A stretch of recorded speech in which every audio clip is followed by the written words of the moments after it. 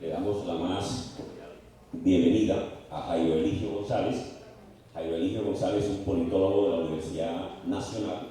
Él es especialista en acción sin daño y construcción de paz.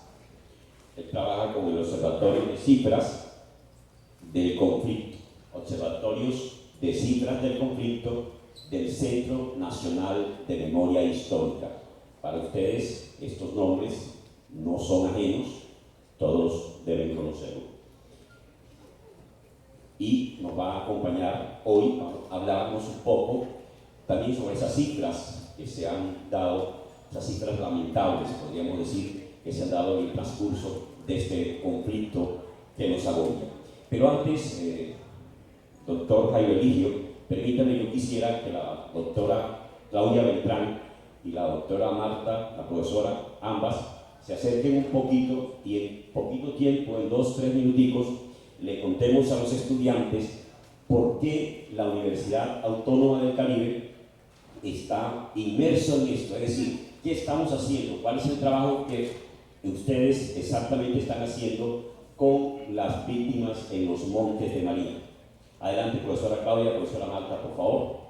Damos la más cordial bienvenida también a la directora del Centro de Alto Estudio para la Paz, la doctora Claudia Rivera. Muchas gracias por acompañarnos, doctora Claudia. Mucho gusto. La profesora Claudia y la profesora Marta. Buenas tardes a todos y todas. Bueno, ya muchos de mis estudiantes de los que están aquí ya saben que la Universidad Autónoma del Caribe ha suscrito un convenio con el Centro Nacional de Memoria Histórica, que es una entidad del Estado colombiano, para promover la cultura de la paz, pero también para investigar sobre memorias del conflicto. Investigar sobre las memorias implica la visibilidad de las víctimas, implica la reparación simbólica de esas víctimas. Nosotros en este momento, el programa de RTV y Comunicación Social, estamos desarrollando un proyecto que recoge las memorias del desplazamiento de la vereda La Bonga, de la comunidad de la vereda La Bonga, que está muy cerca de Palenque. Allí estamos no solamente recogiendo lo que sucedió, sino también apoyando, apalancando todo el proceso de retorno a su territorio. Fueron personas desplazadas hace 15 años. Eso por una parte. Por la otra parte, el convenio también incluye este tipo de colaboración. La parte pedagógica, acuérdense que la universidad es docencia, es investigación y es extensión también. En la parte pedagógica estamos contribuyendo, digamos, o abriendo el espacio de la Cátedra de la Paz para que el Centro Nacional de Memoria Histórica pueda contribuir allí con información, con formación, con datos y con, digamos, motivación también a los estudiantes, para que se interesen en el proceso, no solamente del conflicto, sino también de cómo arreglar el conflicto, cómo acabar este conflicto. Entonces, digamos, esta cátedra, esta jornada de hoy hace parte también de ese proceso de intercambio entre el Centro Nacional de Memoria Histórica y la Universidad Autónoma del Caribe, siempre centrándonos en la formación de nuestros estudiantes. Buenas tardes, compañeros. Mi nombre es Marta C. Romero Moreno, soy del programa de producción y dirección de radio y televisión, y la idea que tenemos con estas sesiones, que son 5, esta es la segunda sesión del proceso de Sociedad y Cultura para la Paz, como se llama la cátedra aquí dentro de la universidad, que es un proceso que no inició porque el proceso estatal o el gobierno haya decidido que en todas las universidades, todas las instituciones educativas, especialmente en los colegios, se brindara información sobre la cultura de paz. Esto es una iniciativa institucional desde hace 2 años atrás que empezó y que se ha fructificado y que se ha fortalecido con todos estos nuevos procesos y este nuevo aire que está viviendo Colombia en este momento. Pero lo más importante que nosotros queremos resaltar en estas sesiones es el contexto, que los estudiantes logren tener información, además de información veraz, información completa, información legitimizada por el Estado, pero también por las víctimas y por la gente que ha sido parte del conflicto, porque las metodologías y los procedimientos que usa el Centro Nacional de Memoria Histórica para recoger información son validadas con la gente. Entonces no es solo una información que es desde el Estado, sino también desde el pueblo, desde la gente que ha vivido de una u otra manera el conflicto. Otra como elemento importante para tener en cuenta es que recordemos que estamos en un proceso de cambio para Colombia, que aunque hay eventos legales, eventos relacionados con procesos, como los acuerdos que se están dando, esos son elementos dentro de la cadena que necesitamos echar a andar para que esto cambie, para que el país se modifique y para que la gente empiece a desarmarse de cierta manera, no solo en las armas físicas, sino también en los procesos que cada uno tiene desde el discurso. Entonces, estos procesos de formación desde las cátedras y desde Sociedad y Cultura para la Paz pretenden abonar un poquito el camino para la construcción de paz. Porque la paz no es un papel, la paz no es solo un momento, la paz es un pocotón de elementos que se tienen que ir juntando desde la gente, desde el conocimiento y sobre todo desde la idea de los jóvenes, que son los más reacios a entender que esto tiene que cambiar y que está en las manos de la juventud, que de pronto no ha vivido de todo el conflicto completo, que en los manos está el cambio. Entonces estos espacios serán ideales y alabo todo lo que los profesores están haciendo al interior del aula, contándoles el contexto internacional y nacional en que se están moviendo los conflictos, pero también la iniciativa que desde la universidad, desde el señor rector, desde cada uno de los docentes y la gente que está comprometida, el Centro de Altos Estudios para la Paz está haciendo para que nosotros tomemos conciencia y entendamos que la paz se educa, se enseña, se aprende y que todos tenemos que empezar a construirlo. Y no es una agenda de gobierno, es un proceso que depende de todos nosotros. Muchas gracias a las profesoras Claudia Beltrán y a la doctora Marta C. Ahora sí, entonces, doctor Jairo Eligio González, muchísimas gracias por su presencia, por venir a compartir con nosotros estos datos, estos conocimientos que usted ha adquirido a través de la investigación que está haciendo con el Centro Nacional de Memoria Histórica. Lo invitamos entonces para que usted comparta con nosotros estos datos que contiene. Lo que hoy traigo es abordar estos 5 elementos.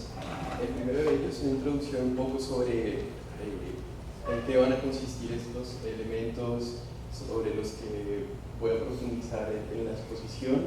El primer elemento va a ser píldoras para la memoria y la nación, algunos elementos conceptuales sobre de qué estamos hablando cuando hablamos sobre memoria, cuando hablamos sobre nación, y todo esto en últimas que tiene que ver con las cifras del conflicto armado. Un segundo elemento van a ser algunas premisas sobre el conflicto armado, premisas que seguramente en la lectura que ustedes hicieron de los acuerdos de paz las encontraron. Las lecturas que de pronto han hecho sobre distintos documentos relacionados con el conflicto armado también pudieron haber encontrado, y que son premisas que propone el informe Basta Ya, elaborado por el Centro Nacional de Memoria Histórica y que fue entregado en el 2013 a las víctimas del conflicto armado y al presidente de la República. Finalmente, hablar sobre cómo esas premisas del conflicto armado han construido en Colombia una dinámica distinta a la de otros países, que se explica de manera muy sencilla a partir de las modalidades de la violencia que han acontecido en Colombia.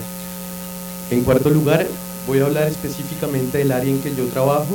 Quiero comentarles un poco lo que desde lo metodológico puede servir, puede ser útil para las herramientas que ustedes están aprendiendo en la universidad como jóvenes investigadores, no solamente desde las ciencias sociales, sino desde otras herramientas, el debate entre lo cuantitativo y lo cualitativo, cómo lograr buscar una fuente, compararla con otra fuente, en fin. Eso desde el observatorio que hace parte del Centro Nacional de Memoria Histórica. Y finalmente, algunos retos metodológicos y el futuro de este ejercicio de memoria histórica en un contexto de posconflicto. Entonces lo dejo como posconflicto porque será después del domingo y más adelante, los siguientes meses, cuando nos podamos pensar sí o no el posconflicto. Gracias. Primero, píldoras para la memoria. Siguiente. Aquí quisiera traer 3 elementos conceptuales sobre que ayudan a explicar un poco ¿Por qué la importancia de la documentación? ¿Por qué la importancia de escribir? ¿Por qué la importancia de hacer documentales, de escribir poemas, de escribir noticias, de escribir informes, de guardar y documentar para el futuro? Entonces, en últimas es para qué transmitir la memoria oral. Ya ustedes de pronto lo vieron en los talleres que hicieron con Tatiana. La memoria es un vehículo de identidades, es decir, nos reconstruye no solamente cómo nos identificamos frente al otro, sino cómo nos autoidentificamos. Lo hacemos de manera consciente, a veces de manera inconsciente, pero es a través de la memoria, de lo que nos cuentan, de lo que aprendemos, de lo que vemos y de cómo lo guardamos en los procesos mnemotécnicos, es decir, procesos que tienen que ver más con la biología, cómo esos procesos mnemotécnicos nos traen al presente historias, nos traen al presente olores, sabores, lugares, en fin. Así, por ejemplo, yo les podría a ustedes preguntar a cada uno qué desayunaron hace 8 días. De pronto va a haber muchos como yo, no logro recordar en este momento, pero va a haber otros que sí se van a acordar que desayunaron el jueves hace 8 días. Seguramente porque hubo un acontecimiento alrededor de ese día que los vincula y que no hace que pase a un proceso de olvido en nuestro ejercicio biológico. Entonces, si es lo que nos construye, tiene que ver finalmente con algo que llamamos la nación. Ya no estamos hablando entonces solamente de las memorias individuales, sino de esas memorias colectivas. Y esas memorias colectivas es lo que en últimas, acá vemos al final, van a construir, van a generar unidad, van a generar colectivo. Esa unidad se genera a partir de imaginarios. Para un poco pensar lo que significa un imaginario, Benedict Anderson nos propone entender las naciones como comunidades imaginadas, es decir, colectivos que en realidad no existen, es difícil encontrarlos, pero que a partir de fronteras, a partir de lugares como los himnos, a partir de lugares como por ejemplo los colores, nos diferenciamos, al tiempo que nos autoidentificamos como colombianos, por ejemplo. Ese autoidentificarnos marca una frontera, un imaginario sobre lo que no es colombiano, que puede ser entonces lo panameño, lo venezolano, lo brasilero.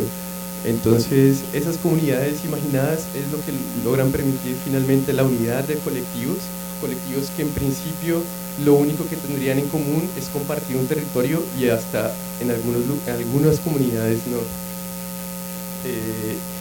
Y por último traigo la propuesta que, bueno, faltaría decir que Benedict Anderson propone algo en comunidades imaginadas en un subcapítulo de ese libro que se llama Censo, Mapa y Museo. Propone entender que el censo y el mapa y el museo fueron 3 herramientas que en la construcción de la República, fueron lo que generó, lo que permitió construir países como los que tenemos hoy. Es decir, a través del censo, del control de la población, a través del mapa, es decir, de cartografiar los límites, las diferencias. Y el museo lo que trata de mostrar es un poco de dónde venimos, ¿cierto? Cuando uno va a un museo, ve el pasado. Nunca es difícil encontrar propuestas museográficas que busquen pensarse el futuro, sino el pasado. Y el museo es el referente de lo que todos somos. Por ejemplo, para no ir muy lejos, está el Museo de la Quinta de Bolívar en Santa Marta, museo muy mencionado últimamente porque fue donde se empezó las negociaciones de paz. Ese Museo de la Quinta de Bolívar es un referente no solamente para lo que es ser colombiano, sino para lo que significa Bolívar en Latinoamérica. Y el hecho de que esté allá, el hecho de que los colegios vayan allá, de que las excursiones vayan allá, alimenta esa lógica de identidad. Finalmente, Michel Foucault va a proponer, propuso antes de Anderson algo muy cercano al tema de lo que significó el censo, el mapa y el museo, y es en un texto que se llama Seguridad, Territorio y Población. Él propone que entender y lograr saber quiénes son los que habitan en un territorio es lo que le permitió a los estados nacionales, a los estados republicanos, tener el control sobre la población. en la arqueología del saber. Él va a profundizar esta hipótesis, estos argumentos, y todo esto lo menciono un poco finalmente para pensarnos, bueno, cuando vamos a contar lo que ha pasado, vamos a hacer memoria, estamos contribuyendo a esto, en última.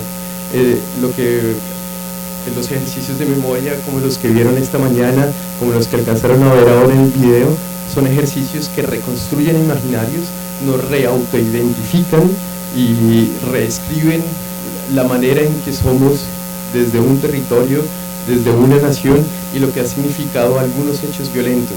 Así entonces estamos en un momento en donde la posibilidad de repensarnos lo que ha sido el conflicto armado es la más positiva para poderlo realizar. Eso frente a algunas píldoras. Lo segundo que quisiera abordar son algunas premisas sobre lo que ha sido el conflicto armado en Colombia, algunas muy generales. Estas premisas ustedes las pueden abordar en el capítulo 2 y 3 del informe Basta Ya con gran profundidad, con mapas, con gráficos sobre las regiones, sobre las distintas modalidades de violencia. Estas 4 tratan de plantear algo muy general sobre lo que ha sido el conflicto armado en Colombia. La primera, referente a un conflicto de larga duración. ¿Alguien sabe ese avión qué es? ¿Nadie? Sí, el Cafir. El Cafir fue el avión que asustó hasta el lunes a Timochenko, hasta el lunes a alias Timochenko. ¿Y alguien supo por qué pasó el Cafir ese momento, justo ahí?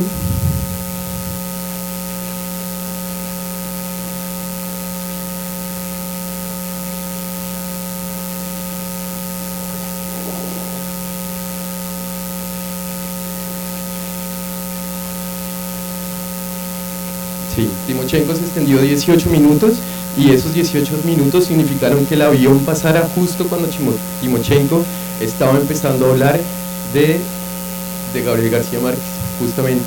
Y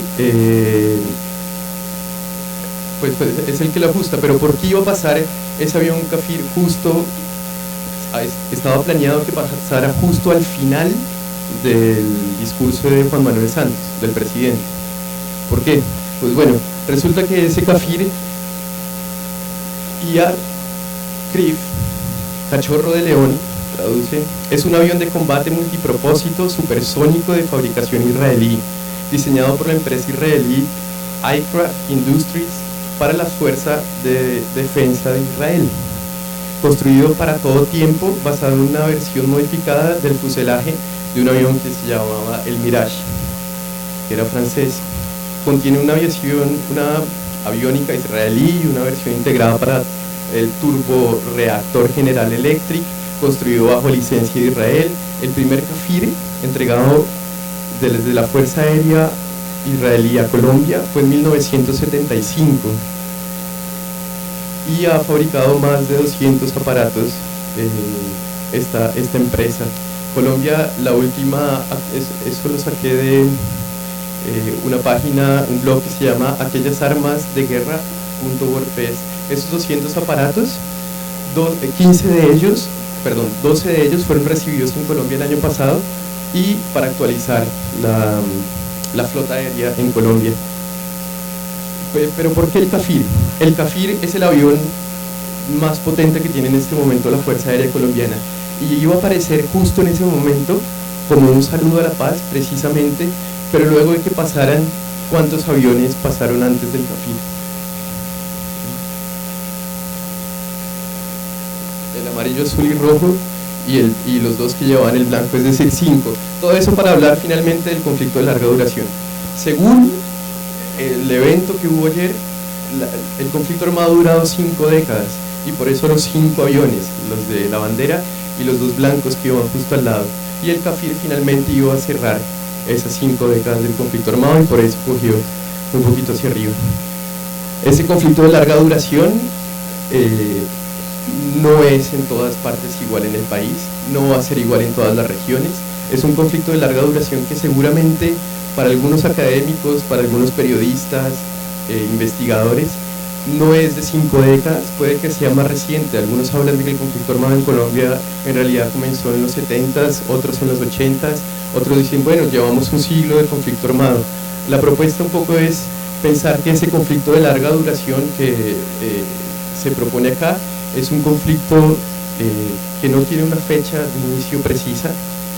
Podemos encontrarla en el 48, podemos encontrarla en el 64 con el inicio de la guerrilla de las FARC, en fin. Pero no ocurre en todo el país y de sopetón todo el país está en guerra, ¿cierto? Sino que va a haber algunas regiones que van a entrar de manera más tardía el conflicto armado o territorios que van a sufrir el conflicto armado. La segunda es que es un conflicto cambiante al tiempo que estable, es decir, cuando me refiero a que ha sido un conflicto cambiante, hago referencia a las posibilidades de que la violencia no se ha ejercido con la misma intensidad en todas las regiones y tampoco en una región no ha sido de manera estable el número de muertos o de heridos. Así, por ejemplo, encontramos años en donde fue mucho más cruda la violencia en Colombia. Específicamente hablamos de un año que es un hito en el conflicto armado, que es el año 2002, ya veremos por qué más adelante. Pero esa lógica cambiante hace mucho más complejo el conflicto armado. Al tiempo que estable, aquí quiero hacer referencia a que nunca han existido periodos en donde no existiera el conflicto armado. Más allá de esos periodos en donde había negociaciones y de pronto habían algunas bajas en las confrontaciones, eso no quiere decir que la población civil haya pasado, digamos que, a la posibilidad de no ser víctima de los actores armados en ninguno de los años. Un conflicto fragmentado, aquí es un poco pensar en que los actores armados no han sido dos, es decir, no ha sido el Estado colombiano contra una guerrilla, sino que han habido multiplicidad de actores enfrentándose entre ellos y el Estado también haciendo parte de esta guerra. El cuarto es que ha sido un conflicto ambiguo. Aquí se propone que la ambigüedad es porque más del 80% de las víctimas fatales del conflicto armado, es decir, más del 80% de los 220.000 muertos que ha dejado la guerra en Colombia, son civiles. Y eso pone en una lógica ambigua el conflicto, porque no es entre actores armados en donde han existido la mayor cantidad de víctimas, sino en los civiles.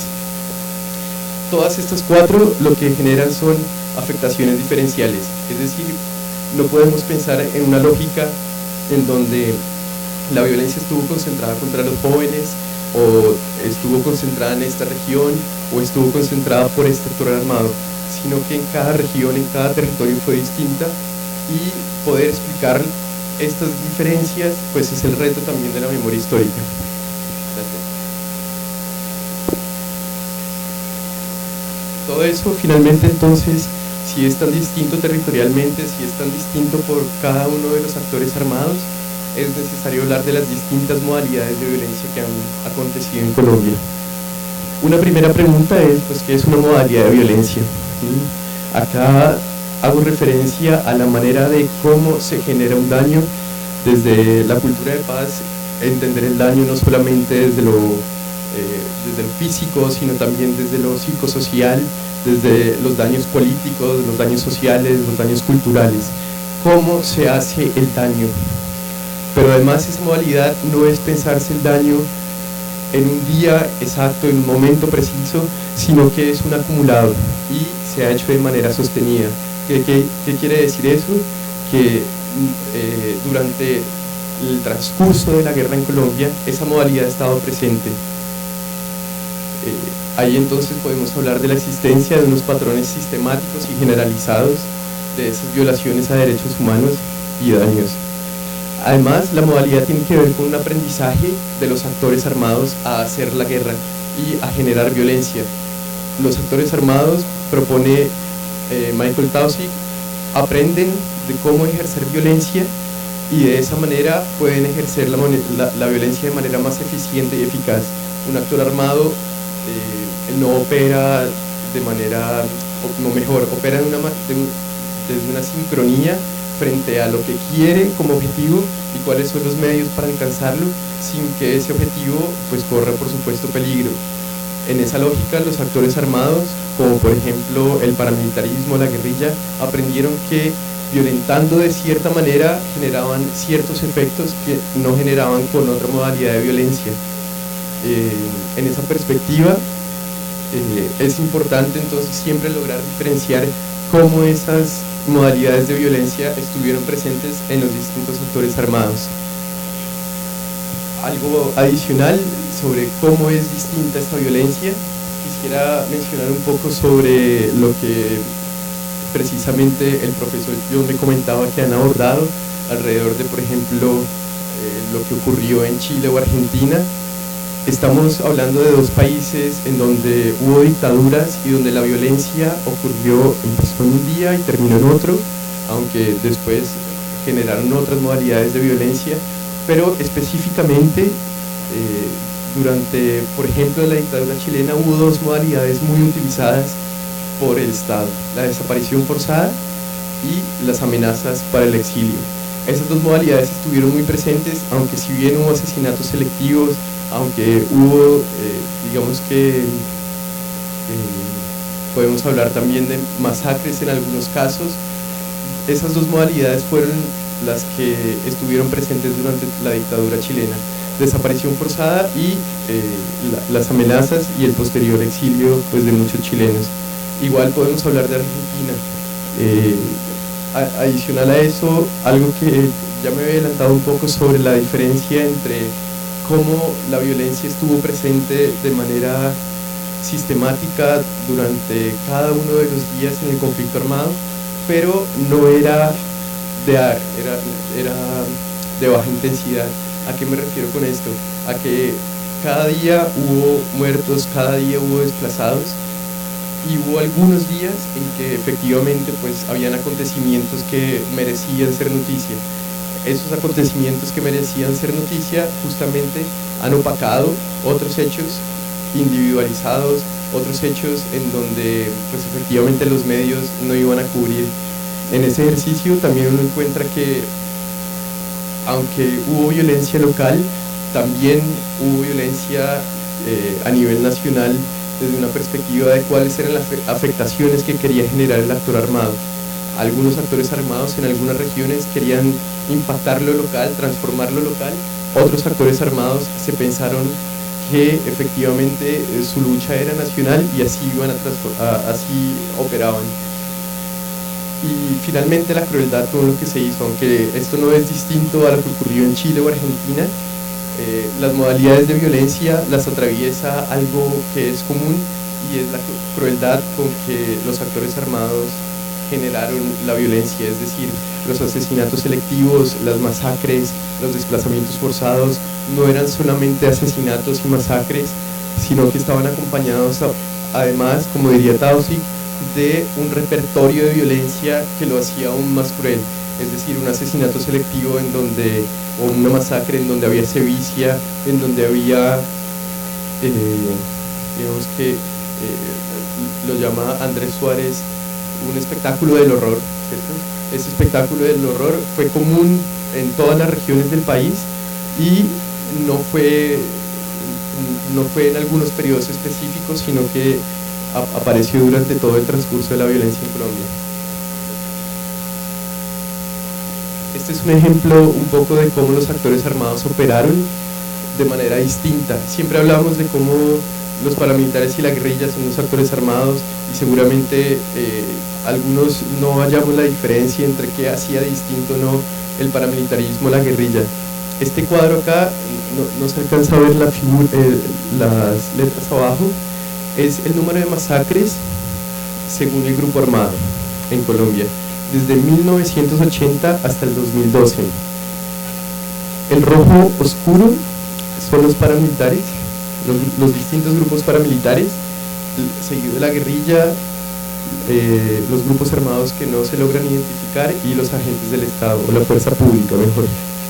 Ahí claramente la diferencia entre qué violencia ejercieron los paramilitares y qué violencia no ejerció la guerrilla de manera más sistemática. Adicional a eso, a este cuadro podríamos pensar que el paramilitarismo estuvo concentrado, o la violencia paramilitar estuvo concentrada en un periodo de tiempo específico que se podría situar a partir más o menos del 94 hasta el 2006, y que fueron entonces 2 décadas en donde ocurrieron estas 1166 masacres, o bueno, no todas, sino más del 90%.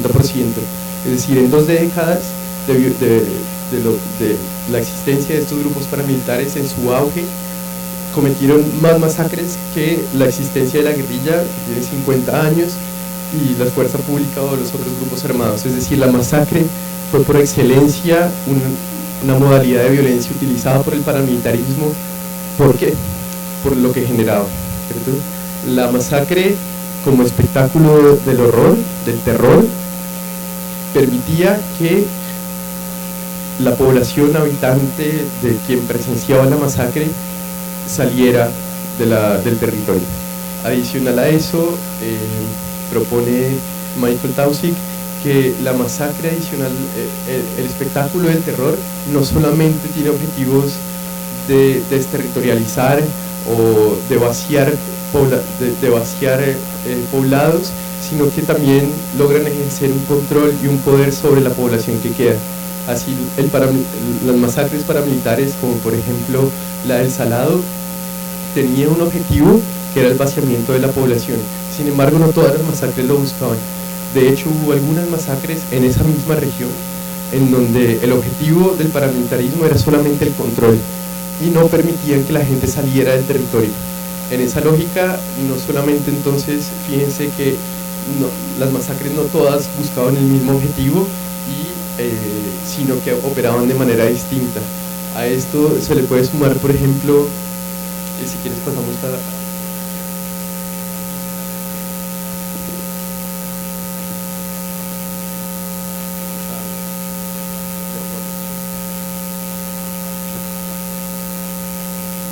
cifras.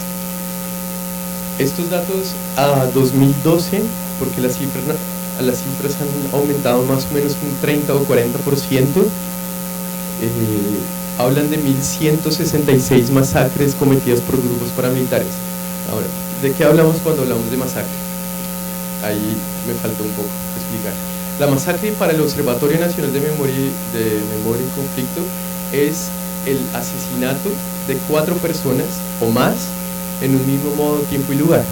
¿Qué quiere decir esto? Que por ejemplo nos encontramos frente a un caso en donde son asesinadas 4, 17 personas, 20 personas, 30 personas en un pueblo, en una ciudad, pero comparten algo en común, y es que fueron cometidos por el mismo actor armado, fueron cometidos en un tiempo específico. Es decir, hablamos de la incursión del actor armado en la vereda, puede durar varios días, 2, 3, 5 días, y en ese lapso de tiempo cometer varios homicidios. Cabe destacar entonces que la masacre tiene un impacto muy distinto al que tiene el asesinato selectivo. Por ejemplo, hoy a mediodía veía el noticiero, y la noticia era que en Cali habían asesinado a una persona, pero la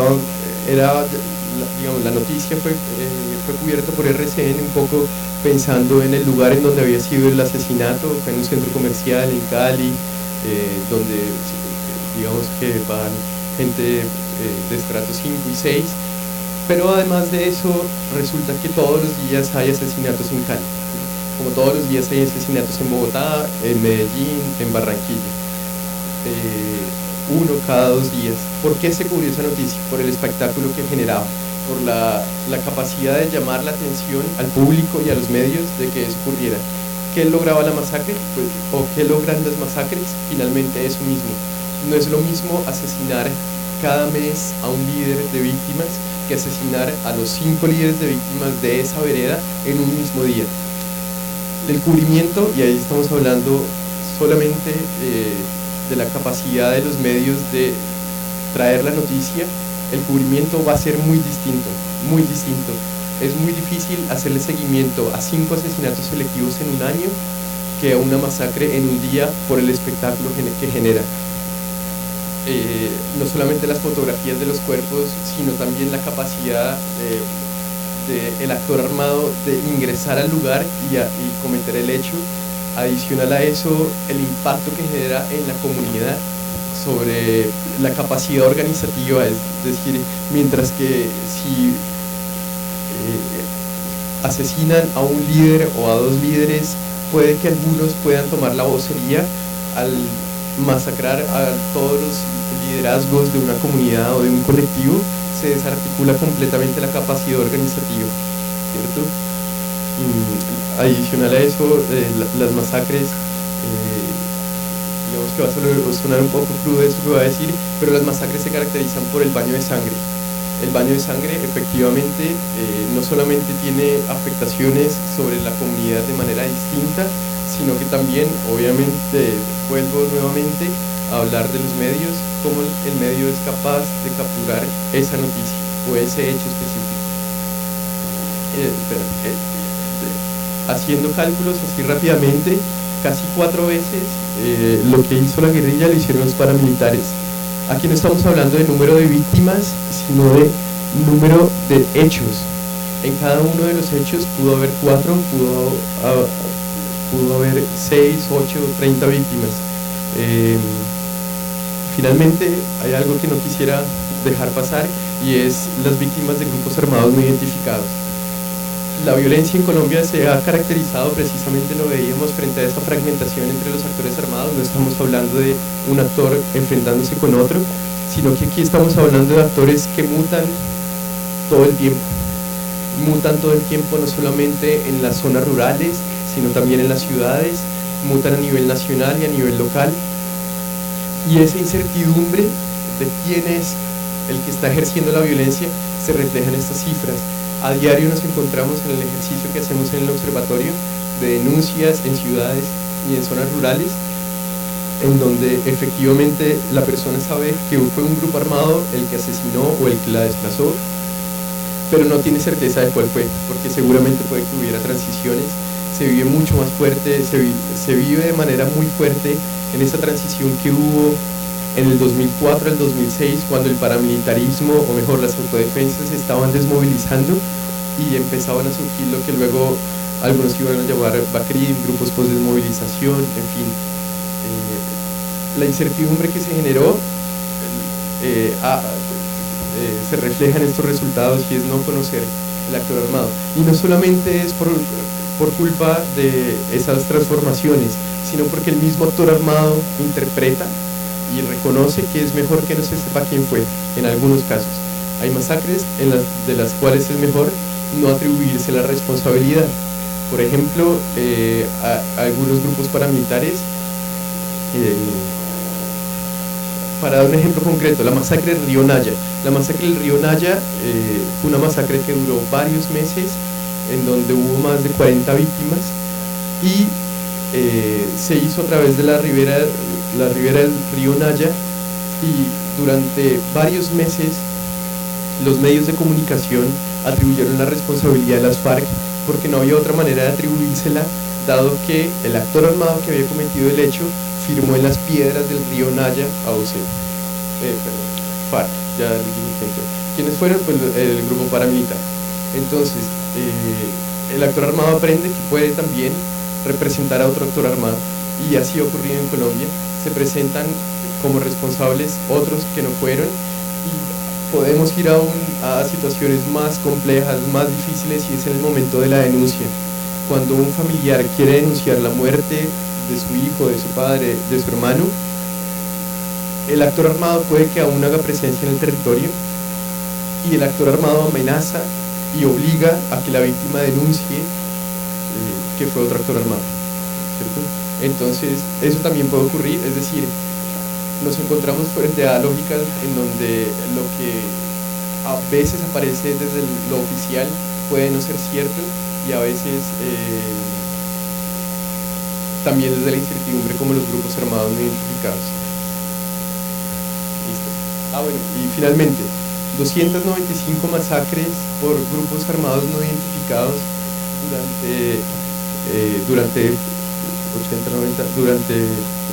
durante 30 años, y 158 masacres perpetradas por integrantes de la fuerza pública, policía o policía, ejército, infantería y aviación, aunque creo que no tenemos casos de esos.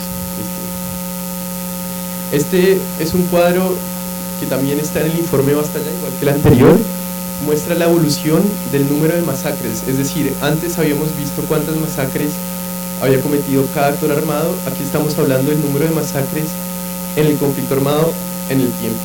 Desde 1980 hasta el 2012, el cuadro, aunque no viene por responsables, intenta reflejar cómo las masacres ocurrieron no durante todo el tiempo en Colombia, sino que van a tener algunos picos posterior al 87, va a caer luego en el 94, pero va a tener un crecimiento del 94 hasta el 2002, justamente con la aparición del paramilitarismo en Colombia, o mejor, del fenómeno de las Autodefensas Unidas de Colombia. Un poco para argumentar lo que venía diciendo con el cuadro anterior, el paramilitarismo es quien empuja las cifras de las masacres y es quien pone de presente esta modalidad en el conflicto armado, que de hecho es con las que muchos nos relacionamos, como por ejemplo, otra vez volviendo al caso del Salado. El Salado como una masacre pues que fue, yo no sé si algunos escuchaban la W, recién se conmemoraba la masacre del Salado y regalaban una manilla, no sé si alguien la tuvo acá. Era una manillita con unas manos unidas, con dos muñequitos con las manos unidas, y la W, por el único hecho violento que ha hecho, digamos, esa publicidad alrededor de la conmemoración de esa masacre, ha sido esa del Salado. Ocurre en este periodo, y precisamente es desde el 94, donde tiene origen las Autodefensas Unidas, las Autodefensas Campesinas de Córdoba y Urabá, hasta el 2002, y justo en el 2002 empiezan a caer cuando empiezan las negociaciones con el gobierno de Colombia, que en ese momento lo presidía Álvaro Uribe. Es justamente entonces en el 2002 cuando bajan las masacres, y cuando uno ve este cuadro se me ocurre ahora, por ejemplo, que uno podría poner ahí en algunos años cómo aparecieron algunas páginas web de los grupos paramilitares a partir del 2002. En esa lógica de la desmovilización paramilitar apareció lo político de lo paramilitar, que no vamos a hablar ahora de eso, pero simplemente también como al tiempo que esto bajaba, me hubiera gustado traer esta línea, aparecía un nuevo fenómeno en Colombia, que es la desaparición forzada. Mientras que la desaparición forzada hasta antes del 2000 no era reconocida como un delito en Colombia, y entonces encontramos, bueno, acá me estoy adelantando frente a las dificultades de construir datos, pero fíjense cómo es justo en el 2002 que empieza la negociación. A partir del año 2000 el paramilitarismo cambia de lógica y ya no va a generar más masacres, sino que va a aumentar el número de desaparecidos forzados. Ese número de desaparecidos forzados que empieza a aumentar, además, no solamente se explica porque la modalidad ejercida por el actor armado haya cambiado, ¿sí?, sino que además de eso, el delito aparece en Colombia. Entonces tenemos tres cosas: la masacre baja a partir del 2000, la desaparición forzada sube, pero no sube solamente explicada por el fenómeno del paramilitarismo como nueva modalidad que van a ejercer. Cabe destacar que desde antes el paramilitarismo también desaparecía, y lo va a hacer antes del 80 también el Estado, pero justo cuando empieza a descender la masacre aparece el delito, y entonces también al tiempo que baja la masacre bajan los secuestros. Y ustedes revisan todas las noticias informativas sobre por qué el secuestro en Colombia desapareció, es porque aparece el delito de desaparición forzada. Entonces ya no las víctimas registraban a su desaparecido como secuestrado porque era la única manera que tenían, sino que lo van a registrar como desaparecido forzado. Y ese va a ser un argumento muy fuerte para el gobierno de Uribe lograr tener la reelección. Y es que el argumento era precisamente que podíamos ya viajar por las carreteras porque no estaban secuestrando. Efectivamente no estaban secuestrando. Los grupos armados ahora desaparecieron. es un poco frente a este cuadro. Las masacres, entonces, fíjense, van a descender hasta casi ser muy pocas, no más de 10 en la última década, y eso es reflejo también de la lógica del actor armado, de cómo hacer visible la guerra. Aquí, por ejemplo, antes de pertenecer al observatorio, hacía parte de un grupo de investigación que sacó el informe de Buenaventura, un puerto sin comunidad, también del Centro de Memoria Histórica, y ahí se daba cuenta un poco de esta lógica de cómo la desaparición forzada aparece de manera, no solamente el conflicto armado en Colombia, sino la desaparición forzada aparece de manera tardía en el puerto. Estas cifras, por ejemplo, de masacres a nivel local van a cambiar mucho, es decir, la distorsión que uno podría generar con este cuadro puede ser también muy interesante metodológicamente, y es que las masacres en Buenaventura empiezan a aparecer en el 2000 y van a subir hasta el 2007, 2008 más o menos. Vamos. Ese es un cuadro que un poco trata de mostrar también la lógica de cómo no es igual en todo el país el conflicto armado. Ya no estamos hablando acá de masacres, sino de desaparecidos y número de víctimas de desaparición forzada.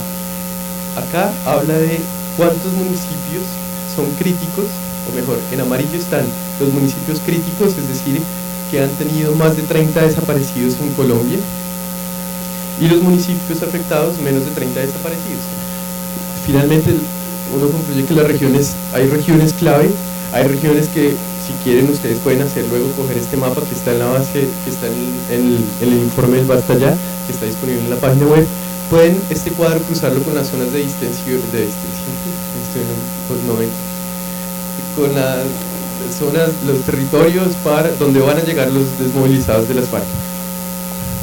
Las zonas veredales, zonas transitorias de normalización, sí, las zonas transitorias.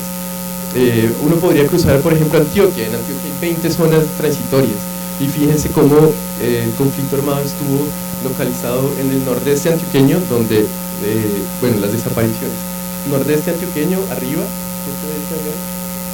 y el oriente lejano de Antioquia, que es San Carlos, que es San Francisco, Granada en Antioquia, lugares, hitos de el control guerrillero y luego el control paramilitar. Listo, vamos. Finalmente, el observatorio.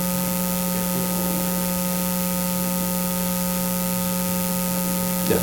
¿Por qué es necesario un observatorio frente a todas estas demandas o dificultades frente a la recolección de información, frente a la construcción de cifras en Colombia?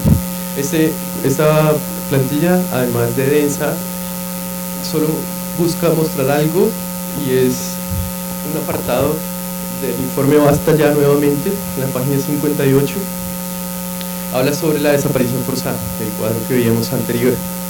Dice, el Registro Nacional de Desaparecidos reportó hasta noviembre de 2011 50.891 casos, de los cuales se presume que 16.907 corresponden a desapariciones forzadas, mientras que el RUP, el Registro Único de Víctimas, registra 25.000 personas desaparecidas como producto del conflicto armado. Esta elevada magnitud solo puede comprenderse cuando se constata que tal delito rebasa lo ocurrido en las dictaduras militares del Cono Sur en América Latina. 485 desapariciones forzadas en Paraguay entre el 58 y el 88. En Chile, 979 entre el 73 y el 90. 63 y cerca de 9.000 en Argentina durante la dictadura militar. Y pese a las dimensiones de la desaparición forzada en Colombia, el nivel de reconocimiento social y público de este delito es muy bajo si se le compara con otras modalidades de violencia. Si se consideran los casos registrados por las organizaciones de derechos humanos y de familiares de desaparecidos, es decir, todo el trabajo que vienen haciendo, por ejemplo, Madres de la Candelaria, el video que veíamos anterior, las víctimas de desaparición forzada superarían las cifras del RUP. Esto lo dice el centro en el 2013. Falta ver hoy cómo se actualizarían esas cifras. Es decir, las cifras que esas organizaciones sociales locales, una a una, han logrado construir superan la cifra oficial que tiene el Estado. En ese lapso, los primeros dos grupos reportan 2.400, mientras que el grupo registra 600, casi 700 casos. Esta diferencia obedece en gran medida a la delimitación temporal de las coordenadas establecidas por la Ley 1448 y pues que pone como punto de partida el reconocimiento de víctimas el 1 de enero del 85. La pregunta finalmente de estos párrafos es: ¿cuántos desaparecidos forzados en Colombia hay hoy?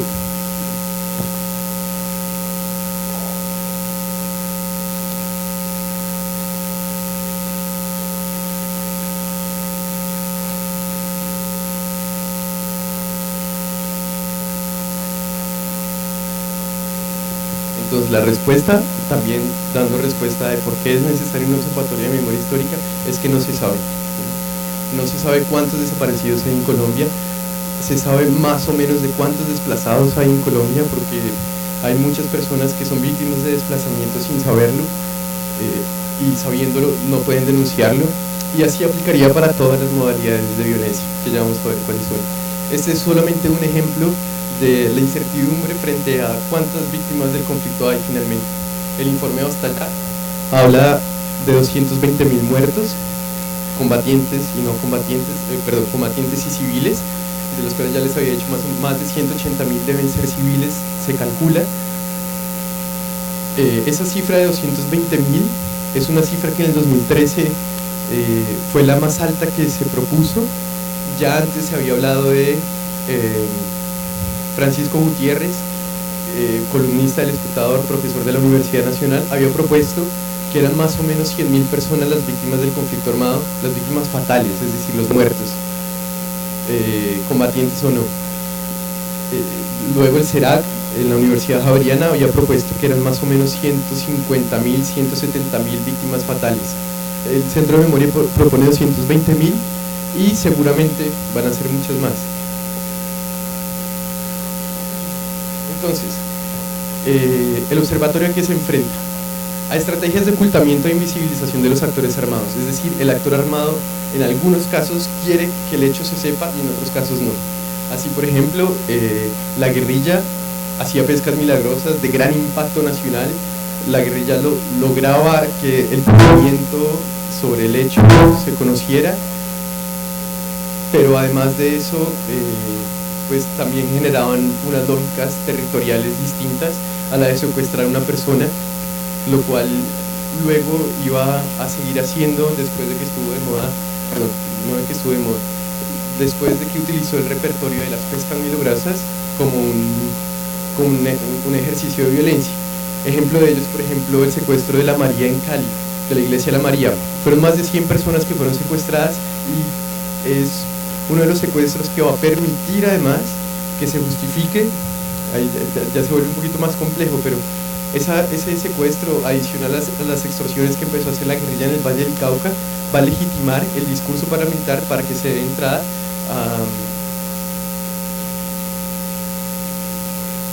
al bloque conjunto Calima, que iba a ser el grupo paramilitar que iba a bajar del norte del valle a Cali y iba a desplazar el Frente 30 de las FARC en el sur del valle, y además iba a entrar en Buenaventura pues a generar toda la violencia que generó a partir del 2000 y que luego nosotros íbamos a conocer en los medios hasta hace más o menos 2-3 años con toda esta lógica de las casas de pique y demás. Altos subregistros de información. Esto hace referencia a que las entidades no saben y no recogen la información sobre las denuncias. Las locales no se las transmiten a las nacionales y las nacionales no las agrupan. Hay un registro en esa lógica, un registro institucional tardío, incompleto y poco riguroso, es decir, cuando nos acercamos a la entidad a consultar qué datos tiene, los tiene regados, fragmentados, no actualizados. Producto entonces de esa lógica hay una fragmentación de la información no solo institucional sino también de organizaciones sociales. Hay organizaciones sociales que manejan cifras, datos, relatos, testimonios, consultas, que también a veces no logra, sino que genera enfrentamientos con otras organizaciones, conflictos frente a cuántos estamos hablando, cuántos desplazados. Una organización puede decir esto, otra organización puede decir lo otro. Y los datos precarios y de periodos recientes es algo que no ocurre frente a que en esa lógica de que el conflicto armado tiene 5 décadas, pues no tenemos registros de qué ocurría en los 60 frente a la violencia en Colombia, uno a uno los casos, y no quiere decir que fueran menos de lo que ocurrió ahora. Sí, pues seguramente eran muchos menos los muertos fatales, víctimas del conflicto armado, pero nunca tendremos certeza, o va a ser muy difícil más bien tener certeza de la totalidad. Este, por ejemplo, es un ejemplo. Este es un ejemplo de las diferentes cifras que manejan las entidades o las organizaciones.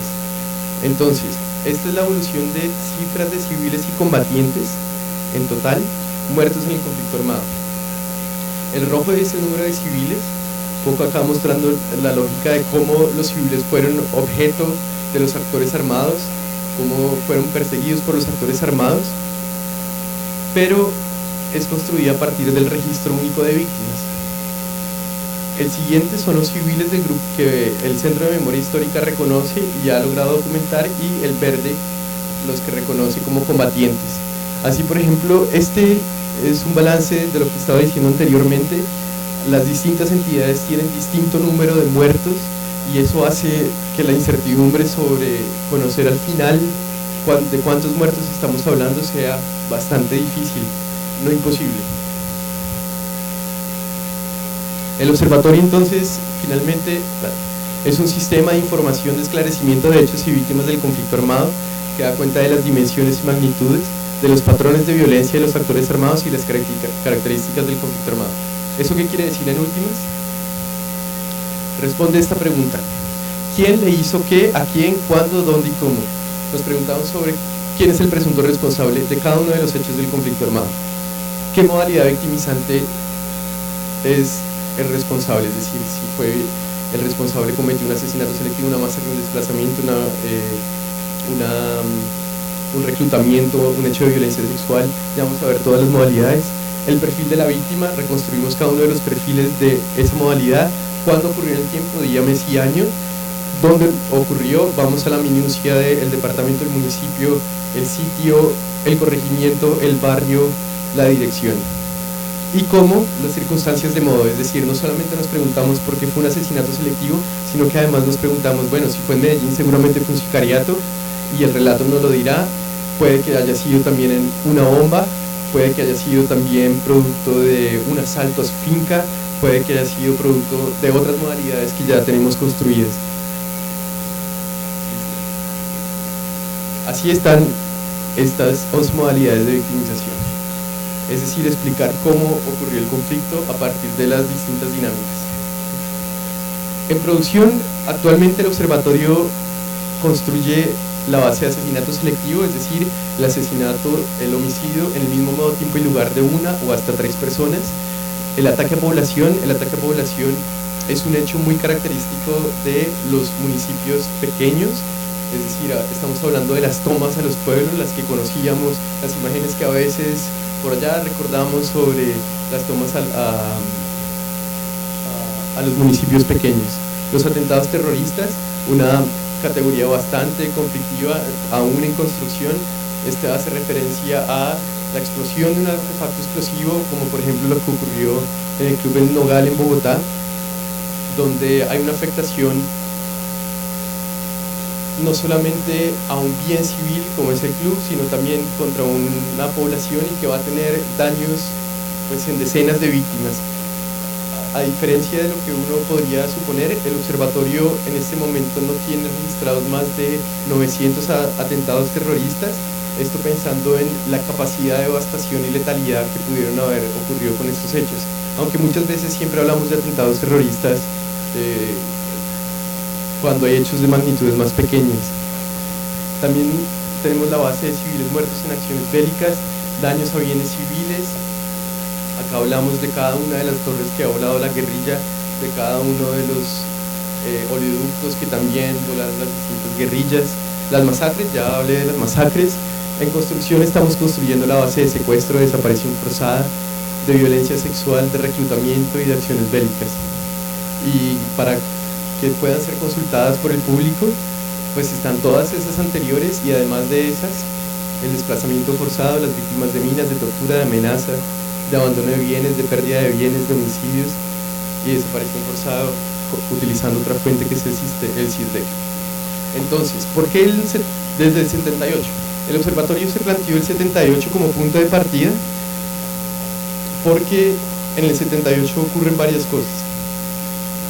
Es decir, como lo veíamos, podemos tener como punto de partida el 64 y 48, pero es el 78 y los profes me pueden ayudar más con eso. Tiene un punto de partida, dice el Estatuto de Seguridad de Turbay. Cuando aparece el Estatuto de Seguridad de Turbay, la lógica entre el Estado y la sociedad civil cambia. El Estado empieza de manera sistemática y sostenida la desaparición forzada y las amenazas, y además de eso también ocurren otros hechos que explican el número de civiles y combatientes fallecidos aumenta, y es el surgimiento de la guerrilla del M-19. También aparece en ese contexto, por ejemplo, la toma de la Embajada de la República Dominicana, en fin. Yo quería leer un apartado para explicar un poco qué pasaba precisamente entre el 78 y el 82. Esto salió en la revista que hizo esta semana un especial hace 2 días, y es un artículo de Enrique Sánchez, el primo de Juan Manuel, y se llama El gran ausente, hablando de Gabo. El hermano, sí. Hablando de Gabo como un gran ausente del proceso de paz. Dice: no solo por costeño, inteligente y mamagallista como el propio Gabo, sino porque simpatizó con la propuesta de un diálogo nacional por la paz que Bateman lideraba con ahínco desde la clandestinidad. Un poco hablando de cómo Gabo se dio para que se diera las negociaciones entre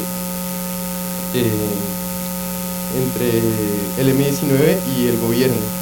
Ahí comenzó su primera inmersión en los pantanosos vericuetos de la paz, que terminó muy mal, nada menos que con su exilio y huida del país en marzo de 1981, cuando se convenció de que el gobierno de Turbay lo iba a poner preso por vínculos subversivos con el M-19 y el régimen cubano. Eran los tiempos del Estatuto de Seguridad, cuando los militares mandaban la parada y varios intelectuales y artistas, el poeta Luis Vidales, la escritora Félix Wirstein, entre otros, habían sido encarcelados por sospechas parecidas. Entonces, entre el 78 y el 82 uno encuentra un cambio en la lógica de la relación entre el Estado y los civiles. Aparece entonces el Estatuto de Seguridad, la desaparición forzada como una modalidad que iba a ser utilizada por el Estado de manera sistemática, y un poco lo de Gabo nos permite entender cuál era el nivel de violencia que estaba ocurriendo en ese tiempo, una violencia que poco ha sido estudiada, sobre todo por ustedes los jóvenes. Y hasta el 2014. Por supuesto, también reconstruimos hechos anteriores al 78, esa es la labor que empieza a partir del 2017. Aquí las funciones del observatorio, yo quisiera no referirme a cada una de las funciones, sino presentar qué le ofrece el observatorio a ustedes como investigadores, y es consultar las cifras una a una, cada municipio, cada vereda, conocer cuántos, cómo y de qué fueron víctimas, las víctimas de la violencia. Así, por ejemplo, pueden hacer consultas sobre el barrio donde ustedes viven, la ciudad de donde vienen o a donde quieren ir, el departamento, es decir, la posibilidad de conocer todas esas modalidades de violencia explicadas una a una en los periodos de tiempo pues, que ya expuse. Las fuentes que utilizamos son fuentes institucionales y sociales, es decir, no solamente pues, acudimos a lo que puede producir la Fiscalía a partir de los testimonios que recoge en las jornadas masivas, sino que también lo hacemos, por ejemplo, con lo que ha significado para nosotros como una guía, la revista Noche y Niebla del CINEP, entre otras organizaciones. Ahí digamos que no me quisiera detener, pero además de eso también están las organizaciones no solo sociales, sino más también comunitarias, locales, pequeñas, como precisamente Madres de la Candelaria. Madres de la Candelaria, todos esos testimonios que ustedes vieron, todos esos casos que explicaban, están documentados por el observatorio y hacen parte de la base de datos que finalmente se le va a dar un uso, ojalá, en todo este proceso de construcción de paz. Por último, frente a los retos metodológicos, bueno, esto lo quise adelantar, ya yo lo había explicado, quisiera más bien que adelantáramos la siguiente, por favor. Y es respecto a, bueno, ahí sí me puedes ayudar más bien dirigiendo cada link en internet. Esas son páginas que no quisiera.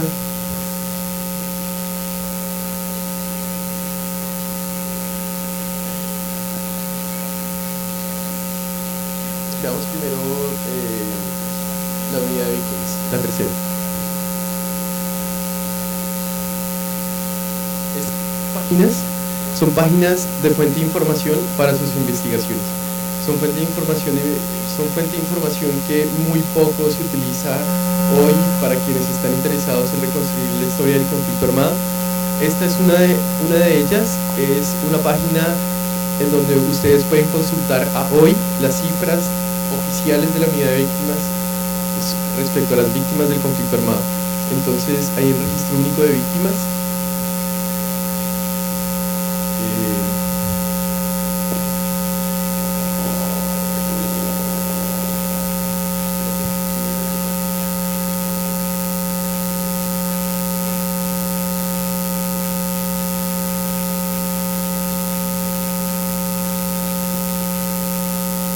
En este registro único de víctimas no solamente pueden hacer consultas por cada una de las modalidades de violencia, aquí no son modalidades de violencia sino delitos reconocidos en la ley de víctimas mejor, y por ejemplo, una diferencia sencilla que uno puede encontrar ahí, y es que las víctimas de homicidio que aparecen acá, aquí por ejemplo, al día de, faltaría ver la fecha de corte, creo que es 1 de septiembre, 8.190.000 víctimas registradas como víctimas del conflicto armado. Estamos más o menos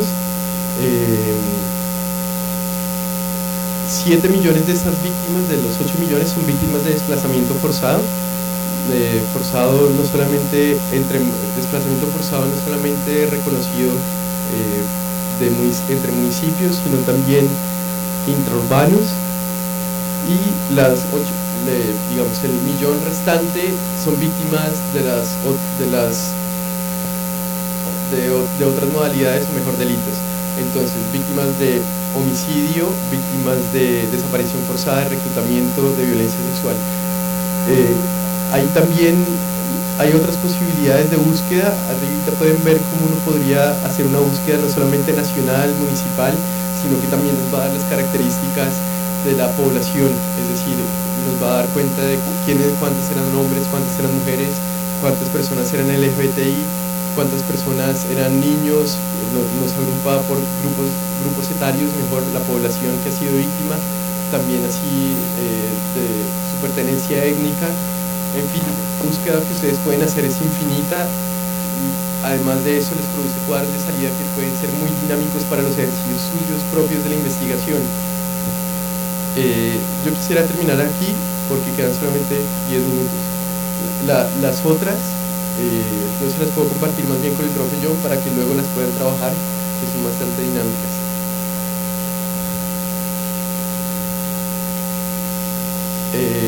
Volvamos a la presentación. Quiero despedirme con esta cita nuevamente, y es una cita de Gonzalo Sánchez. Las estadísticas cuentan en el sentido de que agregan eventos, personas, rasgos y acciones. Cuentan en el sentido de que a través de las cifras se narran historias, se vislumbran tendencias y se identifican cambios en el tiempo. Pero también cuentan en el sentido de que los números están investidos de enorme poder.